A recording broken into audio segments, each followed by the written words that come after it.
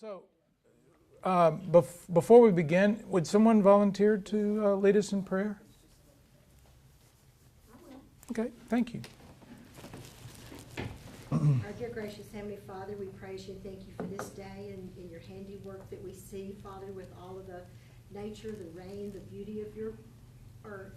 Father, I ask your special blessings on our group and our tour for this summer. We just ask you to be amongst us and be with each family member, Father, here and bless their homes. Amen. Amen. Thank you, Peggy. You're welcome. Okay, so just to remind us where we've been, this little star will kind of trace our route. This is where we're going to go, and this is where we've been. And we find ourselves, we ended up last time, road to Damascus, which is in that region right there, running to the east. And then tonight we go to Caesarea Philippi, Mount Hermon, Tabgha, Mount of Beatitudes, and Capernaum. And along the way we'll see, this is, and we'll see what scripture texts relate to this, or at least some of them. There are a lot that relate to Capernaum, so we will probably just dip in 2 or 3 there. Caesarea Philippi is right north then. We'll move on up there.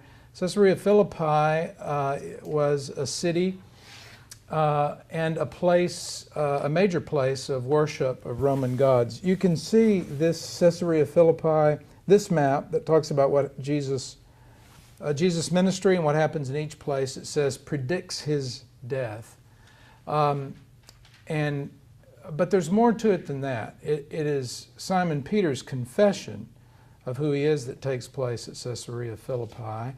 And so if we can turn to Matthew 16, take a look at that. All right, who's going to read for us? You did it. Yeah. So far. I am. Okay. All right, Connie, thanks. Okay. Now when Jesus came into the district of Caesarea Philippi, he asked his disciples, "Who do people say that the Son of Man is?"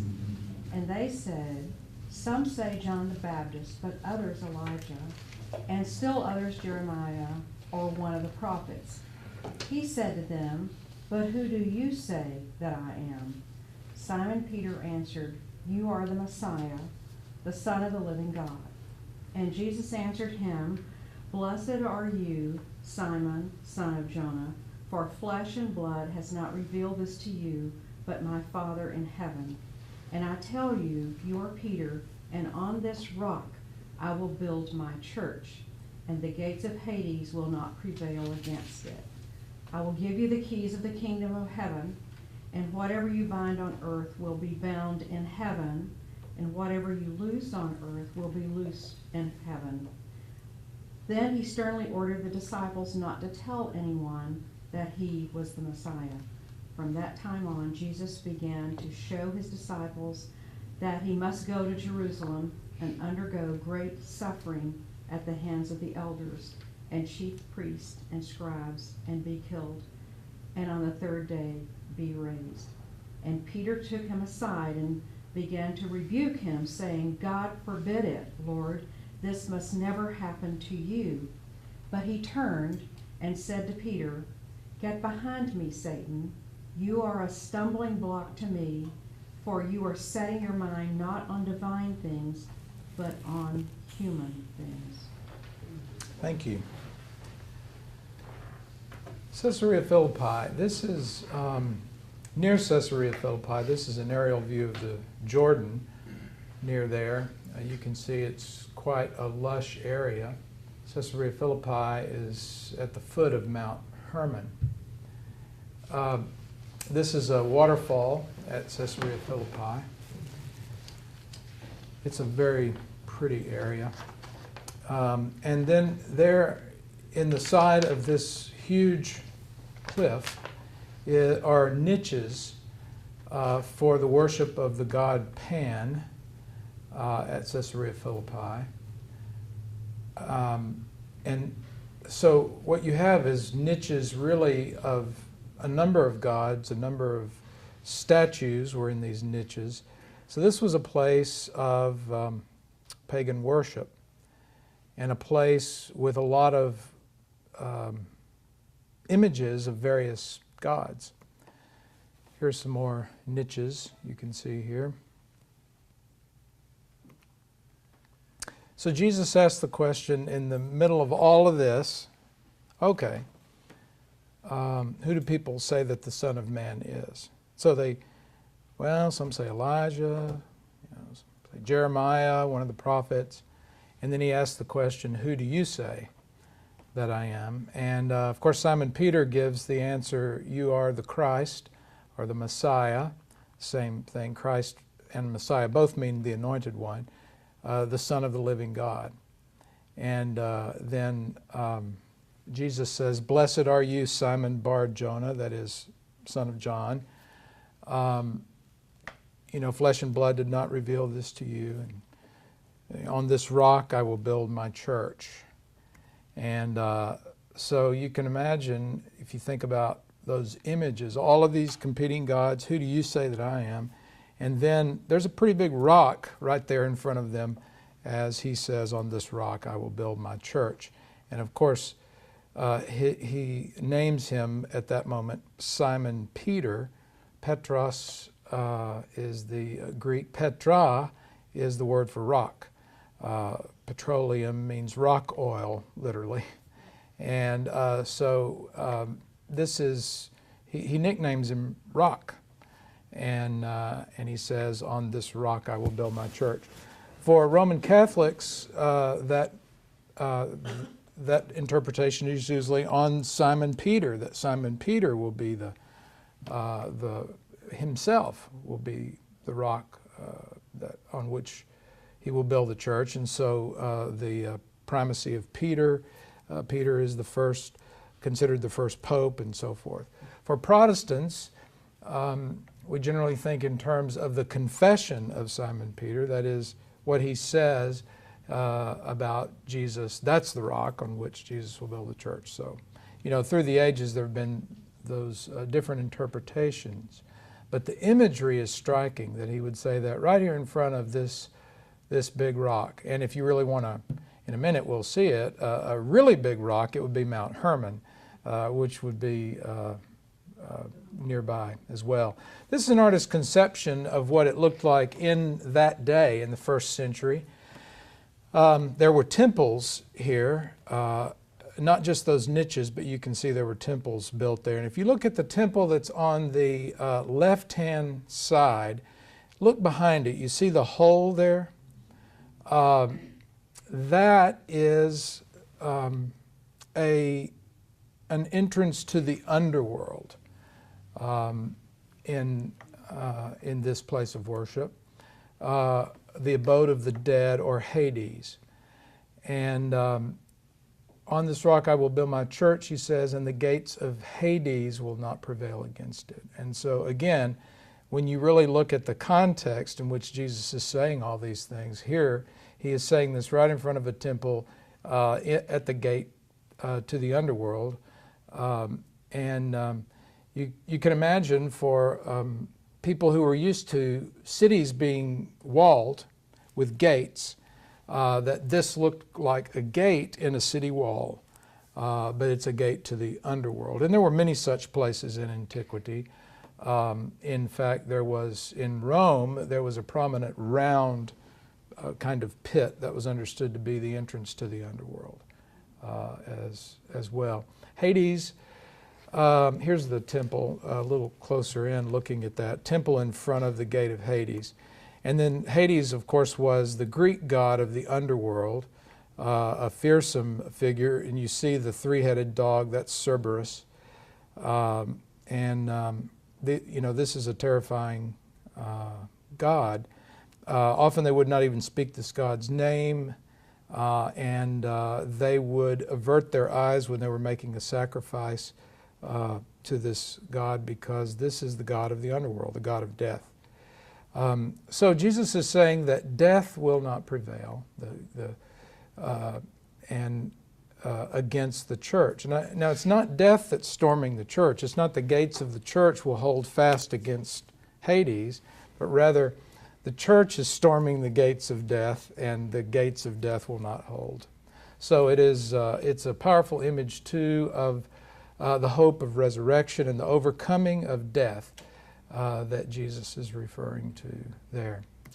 The gates of Hades, the underworld, will not prevail against it.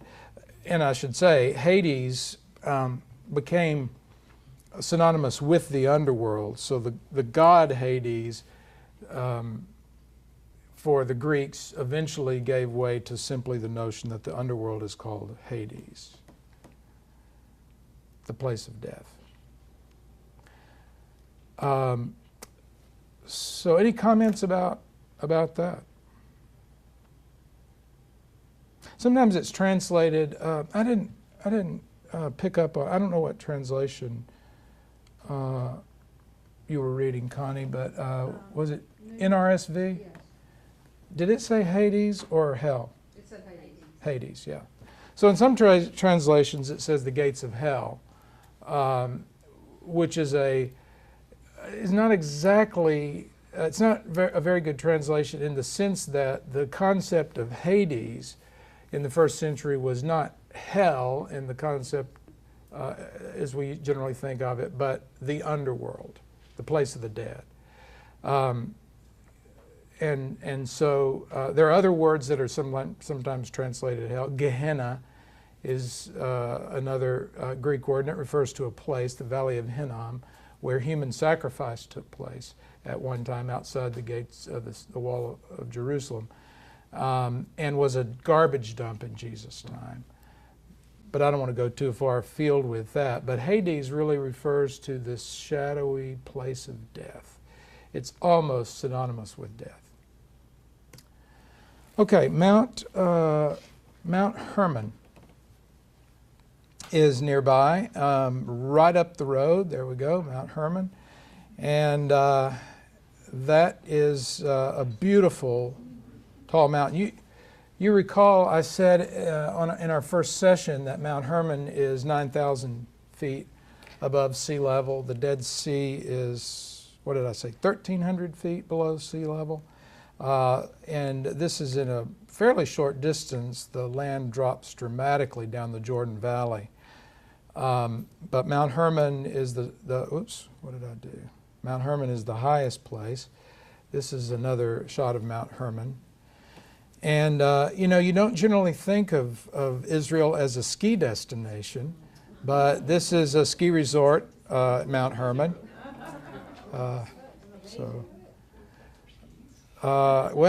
Skiing's not so good in June.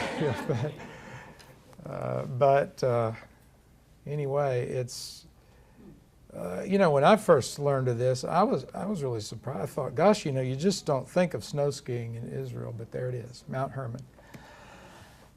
So when we think about Mount Hermon, that very high mountain, it brings us to to thinking about the Transfiguration, which we don't know where that occurred. It just says up on a mountain. Somebody want to turn to Matthew 17, 1 through 8, and read that? 6 days later, Jesus took with him Peter and James and his brother John, and led them up a high mountain by themselves. And he was transfigured before them, and his face shone like the sun, and his clothes became dazzling white. Suddenly there appeared to them Moses and Elijah talking with him. Then Peter said to Jesus, "Lord, it is good for us to be here. If you wish, I will make 3 dwellings here, one for you, one for Moses, and one for Elijah." While he was still speaking, suddenly a bright cloud overshadowed them, and from the cloud a voice said, "This is my Son, the Beloved. With him I am well pleased. Listen to him." When the disciples heard this, they fell to the ground and were overcome by fear. But Jesus came and touched them, saying, "Get up and do not be afraid." And when they looked up, they saw no one except Jesus himself alone. Thank you. Transfiguration. Some translations have transformation.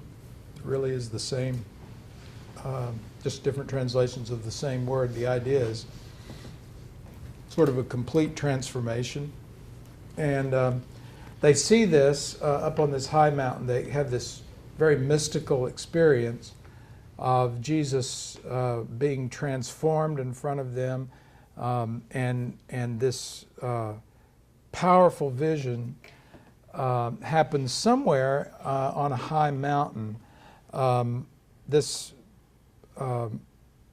If you look at this map, you can see near Caesarea Philippi is a place called Nimrod Fortress. You see that just above Caesarea Philippi. There is a castle there. This is what it looks like, and is one of the places that people think about for the Transfiguration. It's up near Mount Hermon. It's near Caesarea Philippi in that region, and it's a spectacular place to visit, and it is from the Crusader period, Nimrod Fortress or Nimrod Castle. But the traditional place for the Transfiguration is Mount Tabor. For some reason, this map says Mr. Tabor, but it is Mount Tabor, which is considerably farther south than way up north. But that's the traditional spot. In fact, this is the mountain. And on the mountain, there's another view of the mountain. Mount Tabor kind of stands out right there on this plain. And up on the mountain is the Franciscan Church of the Transfiguration up there. So this is just to let you know that the traditional spot is down farther south. Many scholars would place it closer up to Mount Hermon in the north. And that's why I mention it, because it is related to Mount Hermon as well. So the Transfiguration, we'll be up in the mountainous region up there, and we will not only experience Caesarea Philippi, but Mount Hermon. And then we make our way south to the Sea of Galilee. We'll be spending our time for a while down in the same general region. We go to Tabgha next, and that's the feeding of the multitudes. And let's turn to that Matthew text there. Stay in the Gospel of Matthew. Matthew 14:13.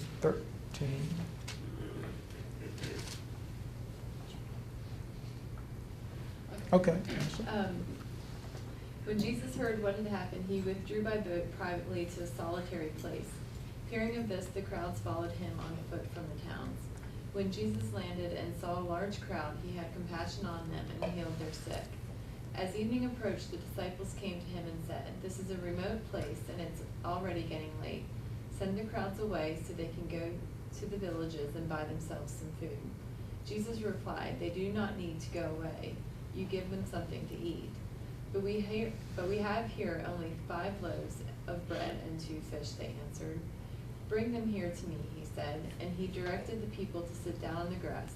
Taking the 5 loaves and the 2 fish, and looking up to heaven, he gave thanks and broke the loaves. Then he gave them to the disciples, and the disciples gave them to the people. They all ate and were satisfied, and the disciples picked up 12 basketfuls of broken pieces that were left over. The number of those who ate was about 5,000 men, besides women and children. Thanks. This is the Church of the Multiplication, or the Church of Heptapagon. Heptapagon means 7 springs. So the church is known by both names, Church of Multiplication or Church of Heptapagon. Heptapagon is the place, 7 springs. Tabgha is also the name of that. So you've sort of got these different names. Tabgha is the name of that area on the Sea of Galilee. This church, you can see from this slide, has a long history. The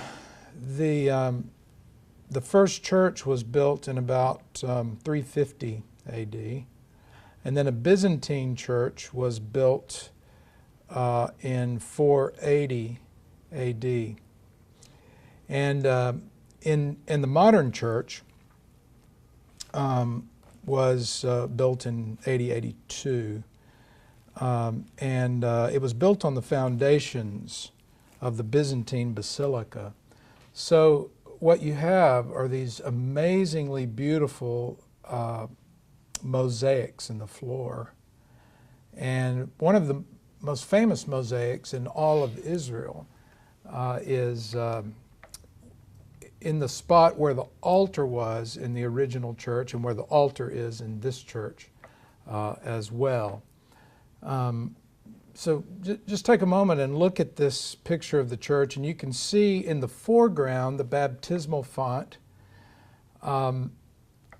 because baptism is an entry point into the life of the church, and the baptismal font is placed at the entrance, which is true in many churches today. And then at the front or at the back, depending on your perspective, is the altar, and the altar has this mosaic under it. And you've probably seen this image. You've probably seen it on some of the communion ware that we use sometimes here.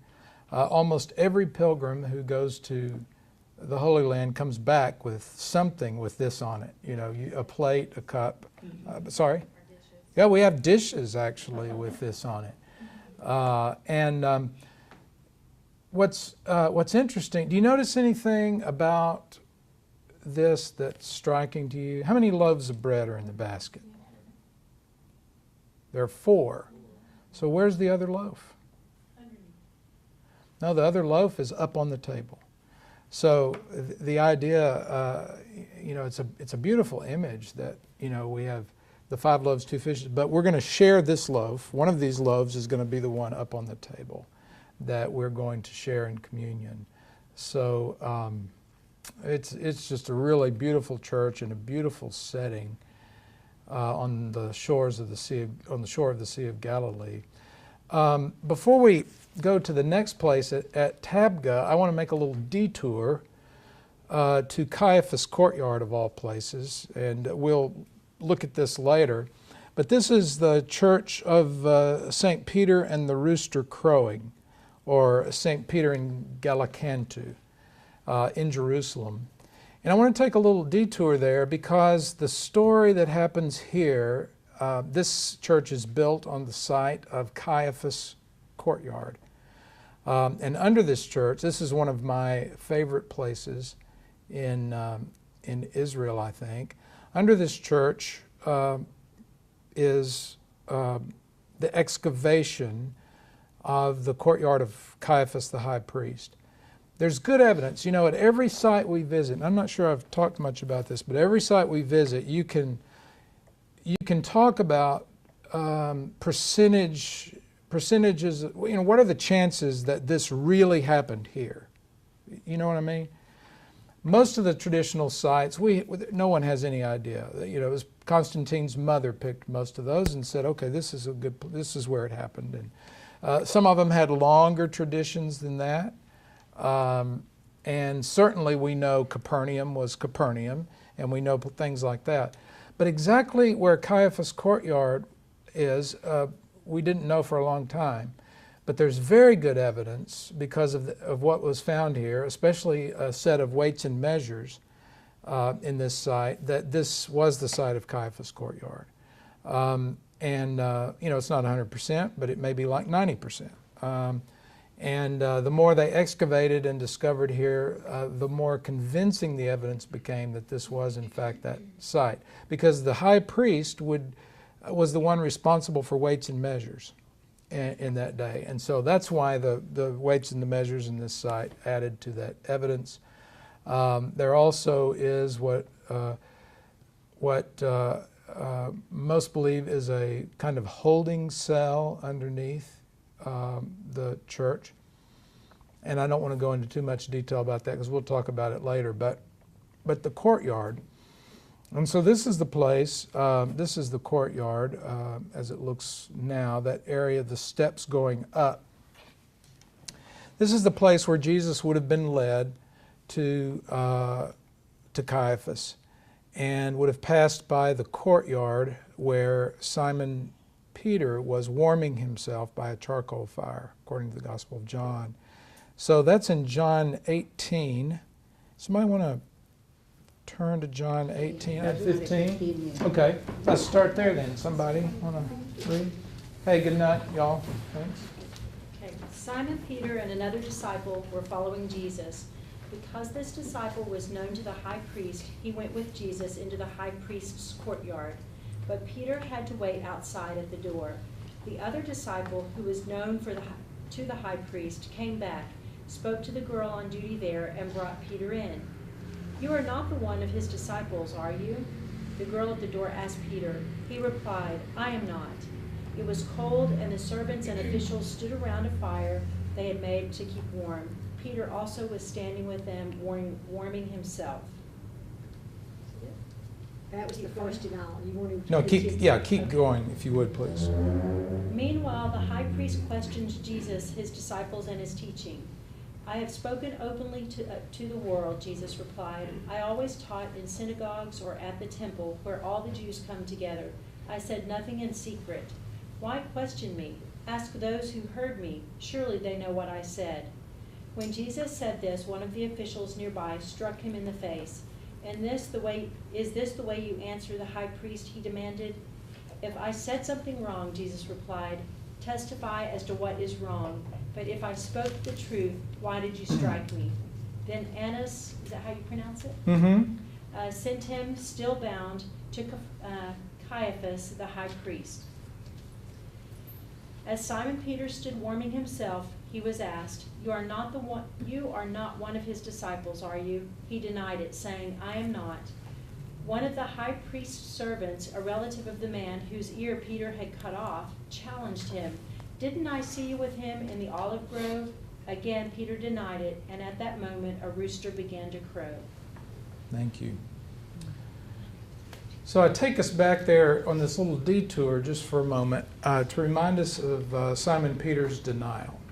And if we went back a little farther, we could read that when Jesus said that he would deny him, he said, "No, not me, Lord. I mean, others may abandon you, the others may, but not me. No, you'll deny me 3 times before the rooster crows." And so then this happens, and he's warming himself by a charcoal fire, and he denies him 3 times. So I take us on that little detour to bring us back then to this place, which is another of my favorite places, the Church of the Primacy of Peter, which is also at Tabgha. It's just down the hill from the Church of Heptagon, or the Church of the Multiplication. And it sits, as you can see, right on the water. It's a beautiful setting. It's really a small chapel. This is another view of that. And it reminds us, it's there to commemorate, if you will, the second half of the story of the charcoal fire. There are only 2 times in the Gospels that the word for charcoal fire is used. It's a specific kind of fire, charcoal fire. And they're in the Gospel of John. The first we just heard, and the second one is in John 21. And so if somebody wants to read that one, and don't read from Common English Bible, because they just say fire. For some reason, this new translation softened the impact of this story by not repeating that charcoal fire. But who would like to read? Chapter 21 of John, Chapter 21. starting at Verse 1. Okay. Thanks. Afterward, Jesus appeared again to his disciples by the Sea of Tiberias. It happened this way: Simon Peter, Thomas called Didymus, Nathanael from Cana in Galilee, the son of Zebedee, and 2 other disciples were together. "I'm going out to fish," Simon Peter told them, and they said, "We'll go with you." So they went out and got into the boat, but that night they caught nothing. Early in the morning, Jesus stood on the shore, but the disciples did not realize that it was Jesus. He called out to them, "Friends, haven't you any fish?" "No," they answered. He said, "Throw your nets on the right side of the boat and you will find some." When they did, they were unable to haul the net in because of the large number of fish. Then the disciple whom Jesus loved said to Peter, "It is the Lord." As soon as Simon Peter heard him say, "It is the Lord," he wrapped his outer garments around him, for he had taken it off, and jumped into the water. The other disciples followed in the boat, towing the net full of fish, for they were not far from shore. About 100 yards when they landed, they saw a fire, burning coal, there with fish on it and some bread. Jesus said to them, "Bring some of the fish you have just caught." Simon Peter climbed aboard and dragged the net ashore. It was full of large fish, 153, but even with so many, the net was not torn. Jesus said to them, "Come and have breakfast." None of the disciples dared ask him, "Who are you?" They knew it was the Lord. Jesus came, took the bread and gave it to them, and did the same with the fish. This was now the third time Jesus appeared to his disciples after he was raised from the dead. Thank you. So this is a post-resurrection appearance of Jesus, he builds a charcoal fire, and he cooks breakfast. And so when they come on the shore, that's what they see. It's daybreak. The roosters are crowing throughout the land, and he's built the same kind of fire that St. Peter experienced in the courtyard of Caiaphas. And what does Jesus do? If we read on, he asks Simon 3 times, "Do you love me?" And it's just such a moving moment, because it is the time when Simon Peter has an opportunity to say 3 times to Jesus, "Yes, Lord, you know I love you." And then, "Feed my sheep," Jesus responds. And so it's really a moment of forgiveness and restoration and resurrection for Simon Peter. You know, at the beginning of that story, Simon just, "I'm going fishing," you know. They're dejected. All this stuff has happened. They don't know what to do. They're confused about what's going on. But they have this experience, and for Simon Peter, it's especially an important experience, because it's a time of being able to say, "I love you," the same number of times that he had denied Jesus. And then, "Feed my sheep, feed my sheep, feed my sheep." So this church is called Church of the Primacy of Peter. It is the place that remembers this moment. It is the traditional spot where that occurred, and I'm still trying to use the wrong button. Okay. And so inside the church, there's a rock. The church is built over this rock. And this rock is that traditional spot where the charcoal fire was built. Now you notice I keep saying traditional spot, because, you know, we really don't know. But what a wonderful, place to remember. It's called the Primacy of Peter because of that direction, "Feed my sheep," and the understanding that Simon Peter would be the one who would be the primary one to feed the sheep, to lead the church. But it is a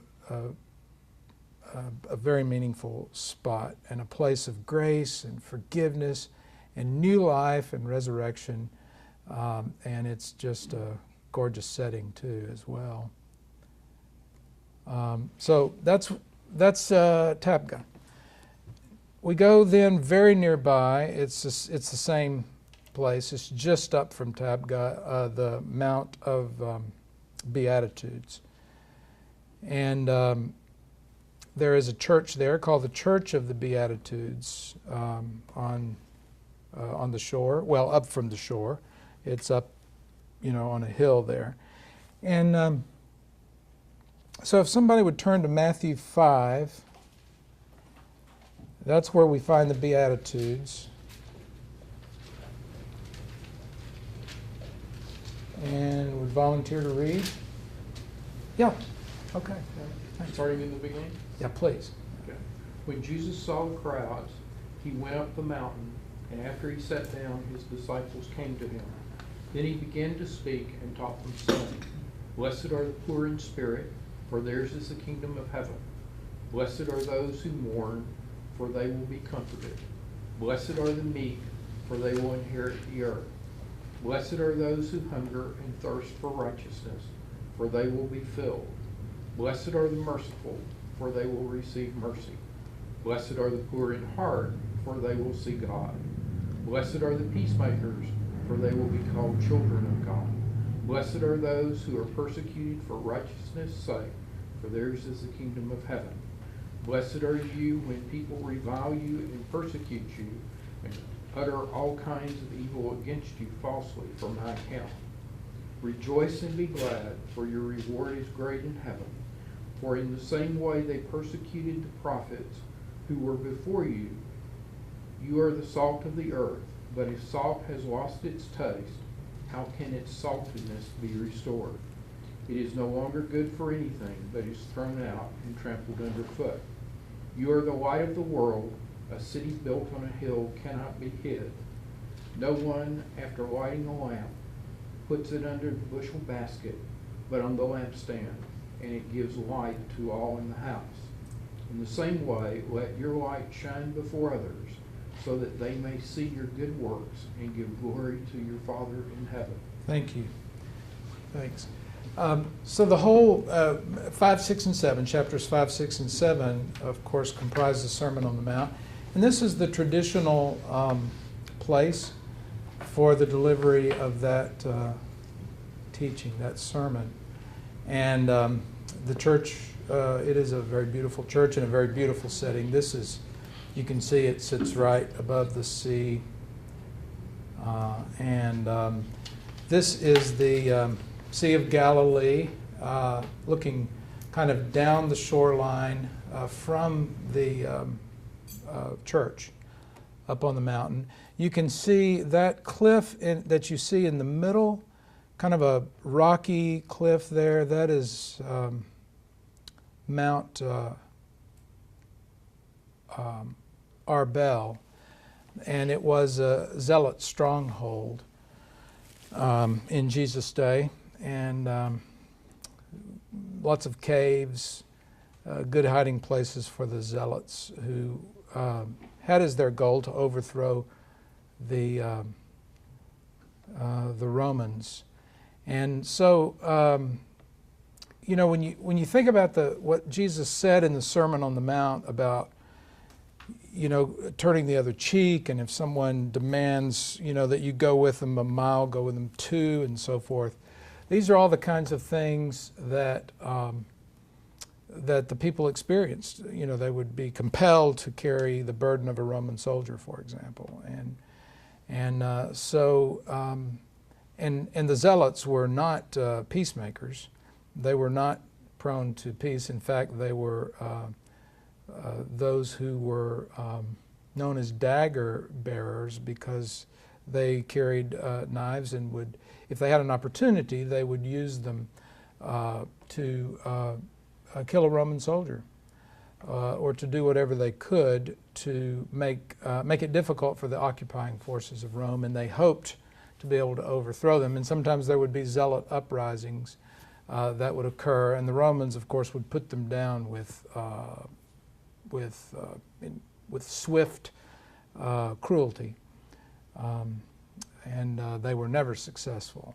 And ultimately, of course, a major uprising led to the destruction of the temple in 70 AD in complete disaster. But you can imagine, as Jesus was, talking about these things up on the mountain, there's a zealot stronghold, just across the way that everyone could see. Okay, Capernaum, again, is very nearby. It's right there on the shore.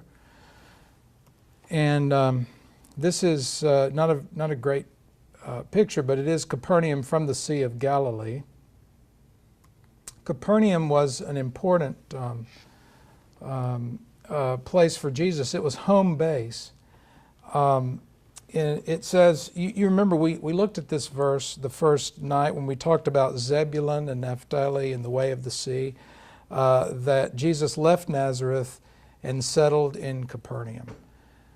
So this, well, it's true he grew up in Nazareth. Really, Capernaum became Jesus' home. This is an aerial view of Capernaum.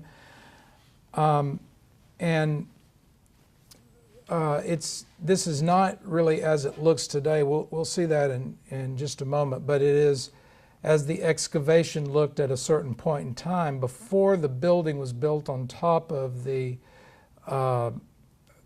structure that you see almost near the top. You see the square, and there's an octagonal shape around it. The square is like a tin roof covering an excavation. That whole area is known as Simon Peter's house. This is another one of those places that has a really interesting history. Here's an aerial view of what it looks like today, a model of what it looks like today, which is, you can see this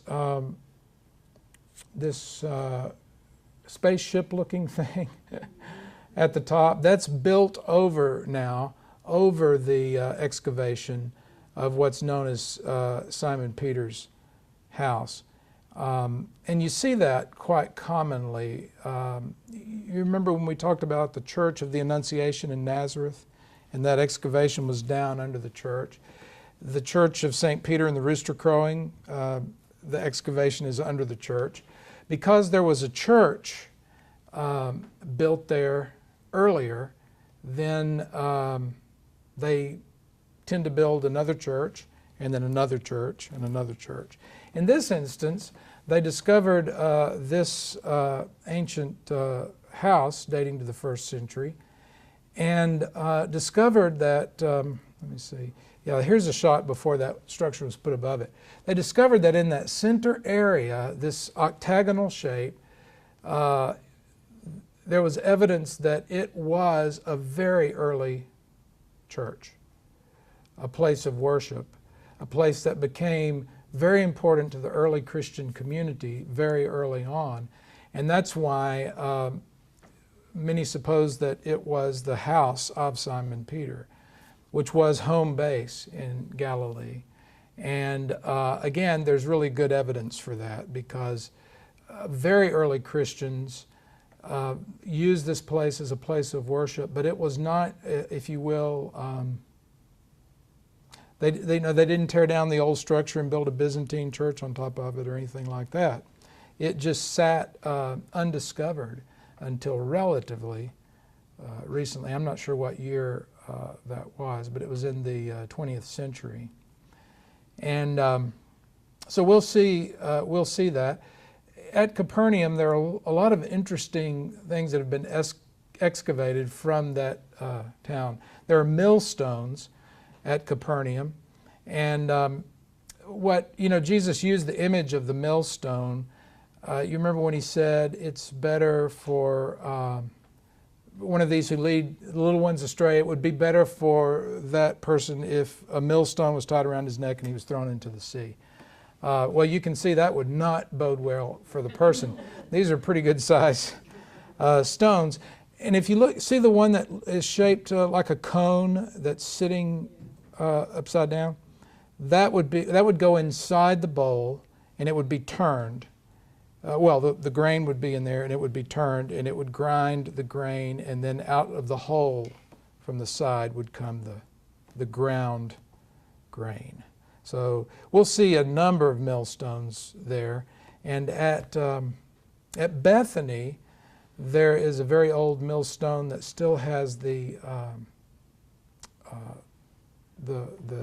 remnants of the stick. I'm not sure what to call it, but you would turn the millstone with a stick to get the leverage, or the very large ones would be turned by an animal. So there are a lot of those. This is a view, not sure what happened to my writing there, but it's a view of the Enceladus at Capernaum from the synagogue, and we'll see the synagogue. Again, this is before the structure was built. An Enceladus is a house, and the houses in Jesus' day were often very large, and they were extended families. And by large, I mean they spread out. And so there would be a number of nuclear families that would live in an Enceladus, and all of these rooms would be in there. The family would live in a room. There would be storage rooms in there. You can see the lintels, the posts and the lintels that would have held up a roof in one structure. It was in Capernaum that Jesus healed a paralytic, and so let's turn to that text, because while we're looking at this house, we can think about that. Let's go to Mark.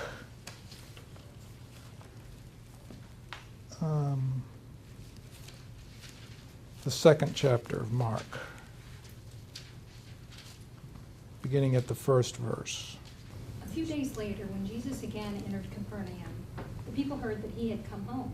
They gathered in such large numbers that there was no room left, not even outside the door, and he preached the word to them. Some men came, bringing to him a paralyzed man, carried by 4 of them.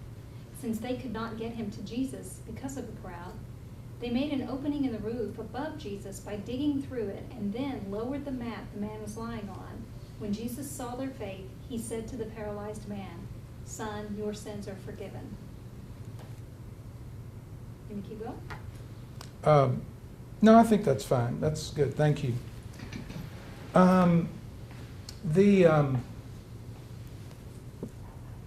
So the image of digging through a roof is a little bit foreign to us because we don't, have sod on our roofs. But most of the homes, they were built of stone, of course, and most of them would have sod roofs, which means they would put major timbers. They would also have these lintels that you can see holding up the roof. They would also use arches, and it just depended on how it was built. But those things would hold up timbers, and then they would put brush on the timbers, and then they would put sod on there. And we will probably see, maybe at Chorazin, I didn't bring a picture of this, there's a really well-preserved Enceladus at Chorazin up in the north. And there's a roof roller. It's a stone, very much like, those compactors we use in our yard. It's heavy. Sometimes you fill them with water these days, but these were made of stone, and they would roll that to pack down the roof. And so these friends of this man bring him. They can't get him in the house. There's too much of a crowd. So they dig through the roof, and they lower him down.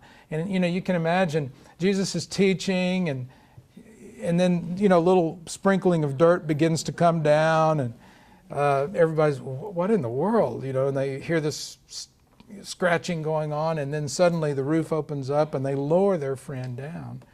And it's wonderful because you notice that Jesus says that it is really the faith of the friends, the faithfulness, it could also be translated, of the friends who made possible his healing. And it is the man's forgiveness, too, that so whatever his condition was, he needed to be set free from maybe a burden of guilt that had literally paralyzed him. And so when Jesus proclaimed that forgiveness, he was made well. But it's a wonderful story, too, because of the effort that the friends go to make that possible. I mean, these are real friends. Instead of saying, well, can't get in, it's crowded, and, they actually dig through the roof, which is pretty cool. You can see that sign has a diagram. There are good signs at most of the places that, kind of tell you what's going on. This is the synagogue at Capernaum. And this is not the synagogue that existed in Capernaum in Jesus' day. This actually is a tourist attraction built, I don't remember the year, but say in the 5th century, 4th, 5th century, I think it was. So there were pilgrims already coming to Capernaum very early on. And they actually built this ornate synagogue there to remind people of what the synagogue. So it's kind of interesting that you have this pilgrim attraction very early on in Capernaum. I can't remember if the synagogue was located at this site or not, or if they even know, but this was built much later. This is a diagram of St. Peter's house, and you can see the cross in the middle of the octagon. So level 1, the 1st century, what would have existed, you see in red there. And that is important because it was not octagonal in the 1st century. It was just a normal insulus with the rooms like any other would be. Then in the 4th century, and this is why there's many believe that this was the place, because very early on the church had identified this as a special place. And in the 4th century, the Domus Ecclesia, that is the house church, was built. And it was built in an octagon. The shape of an octagon is significant because, well, you'll notice, I don't know if you've noticed, but our baptismal font is an octagon in the sanctuary, which is often the case. Because the octagon has 8 sides, creation happened in 7 days. So the 8th day of creation is the first day of the week. It's resurrection. But it's also picking up on the image of the new creation that Paul talks about. In Christ we are new creations. And so the 8th day of creation is this new creation.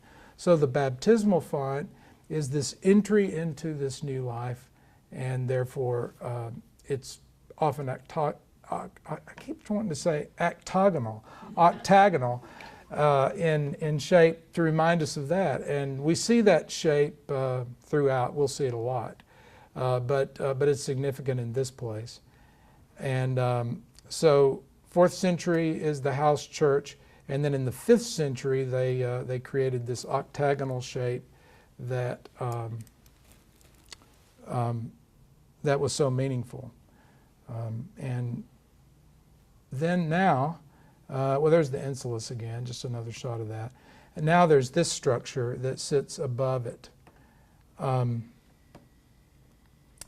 part of the reason for this structure is to protect it. But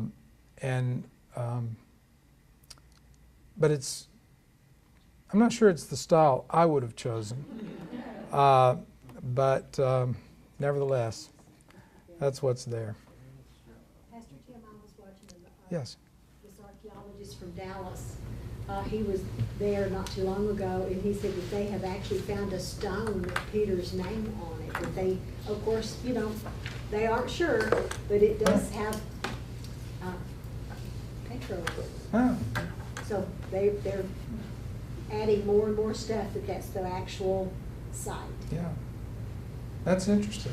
He's a Yeah, really I've neat heard. guy, a little quirky on his personality, but great on his places that he goes, and really neat young man from Dallas that his program is Drive Through History. And I did Is the what? art. Oh, drive through history. Uh-huh. Okay. And he's gone through Hmm. Israel and also all of Paul's journeys in Rome and Greece, and I've been following him on Huh. his series Yeah. lately, and it's really interesting. I bet. Archaeologists are fascinating, and maybe a little bit quirky sometimes.